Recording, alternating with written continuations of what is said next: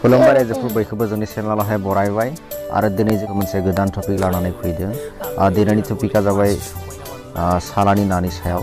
नोंथांमोना निउसाव मोनगासिनो दङ जानो हागौ सालानि नायाहाय माबोरै जोंनि देहायाव सोलेरावहाय गाज्रि गोहोम गोलैयो बेनि सायाव जों नोंथांमोनखौ फोरमायगोन नोंथांमोना निउसाव मोनदों जानो सालानि नाया माबोरै मेलेन बे रासायनिक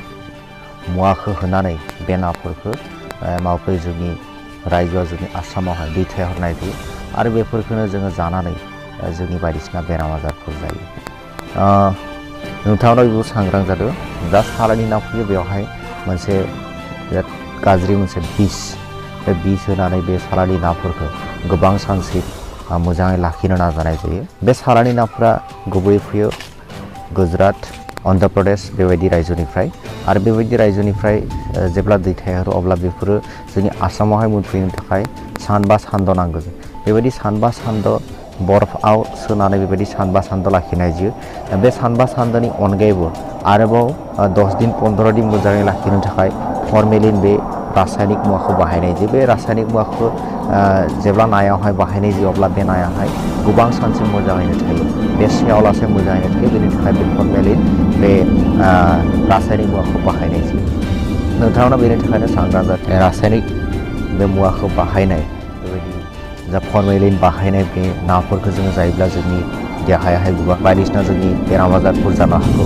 बेनिफ्राय केन्सारबो जानो हागौ बिथांमोना बे केन्सार बेरामाबो जानो हागौ बेखौ बिजिरगिरि बिथांमोना फोरमायदों बेनि अनगायैबो ब्रेननि बेराम जानो हागौ बायदिसिना जोंनि स्किननि बेराम जानो हागौ उदैनि गाज्रि रोखोमनि बेराम आजारफोर जानो हागौ आरो बेनि थाखाय आसाम सरकारा बेखौ मा खालामदों सानजौनि थाखाय बेखौ बन्द' खालामनाय रासायनिक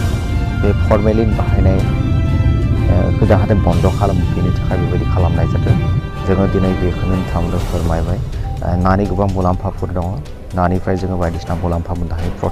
प्रटिनजों लोगोसे जोङो भिटामिन डि मोननो हायो बेनि ओमेगा 3 फेटि एसिड जोंनि हार्ट डिजिजनिफ्राय जोंनि देहाखौ प्रटेक्ट खालामो आरो लोगोसे बेयो जोंनि ब्रेन फांसनखौ नर्मेलाइज खालामनायनि गेजेरावबो मदद खालामो बेनि थाखायनो बे जोंनि थाखाय जोबोद गोनां थिग बेबायदि नाखौ जोङो जानांगौ आरो लकेल नाखौ जोङो जेब्लाबो जानांगौ बेखिनिखौ दिनै नोंथांनो फोरमायबाय जोबथारनाय बयखौबो जोंनि भिडिअखौ नायनायनि थाखाय साबायखर बावनानै दिनैनि भिडिअखौ एसेयावनो दोनथ'नाय जाबाय गोजोन्थों नोंथांमोना जुदि जोंनि भिडिअखौ नायनानै मोजां मोनो अननानै जोंनि भिडिअखौ लाइक कमेन्ट आरो शेयार खालाम आरो लोगोसे साबस्क्राइब खालाम आरो खाथियाव थानाय बेल आइकनखौ क्लिक खालाम गोजोन्थों